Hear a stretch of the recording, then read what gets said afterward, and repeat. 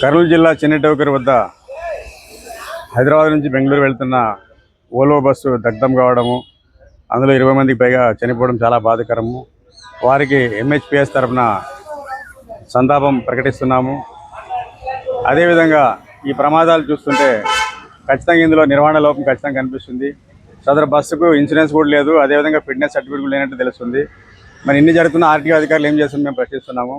రెండో విషయం ఏమంటే హైవే నిర్వహణ కూడా అంతంత మాత్రమే ఉన్నట్టు తెలుస్తుంది.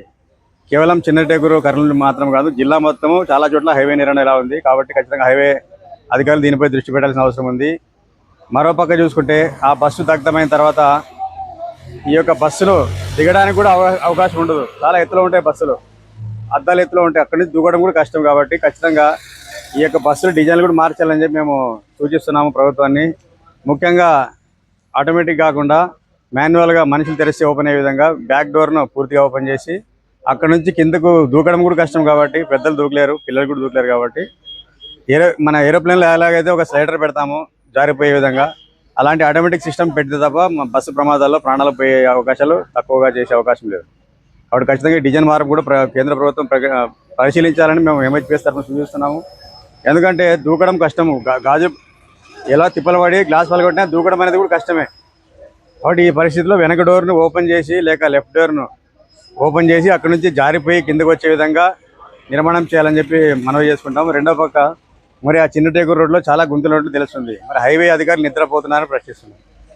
కేవలం చిన్నటేకూరు కర్నూలు సైడ్ మాత్రమే కాదు, ఆదోన్లో కూడా చూసుకున్నట్లయితే కొత్త బైపాస్ చేస్తున్నారు హైవేకి, దాని నిర్వహణ అంతంత మాత్రంగా ఉంది. మరీ ముఖ్యంగా చూసుకుంటే రైల్వే గేట్ వద్ద రైల్వే ఓవర్ బ్రిడ్జ్ కొత్తగా చేస్తున్నారు మన ఆదోన్లో, కొత్త బైపాస్ వద్ద NH 167.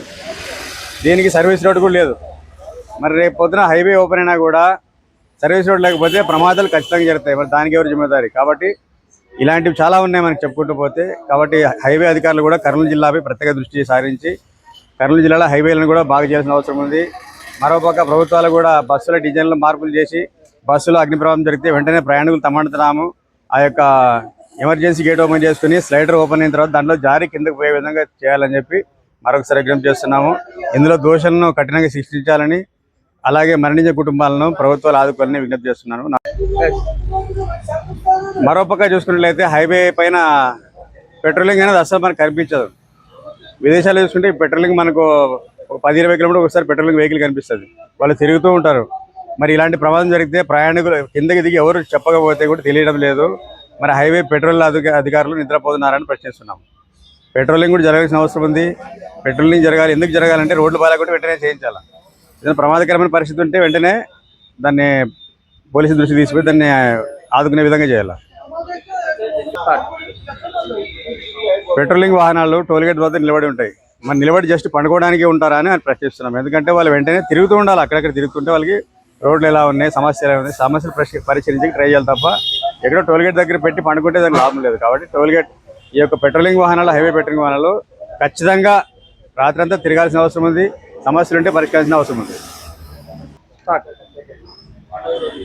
టోల్గేట్ వద్ద టోల్ వసూలు చేస్తున్నారు, ఎందుకంటే రోడ్లు నిర్వహిస్తామని.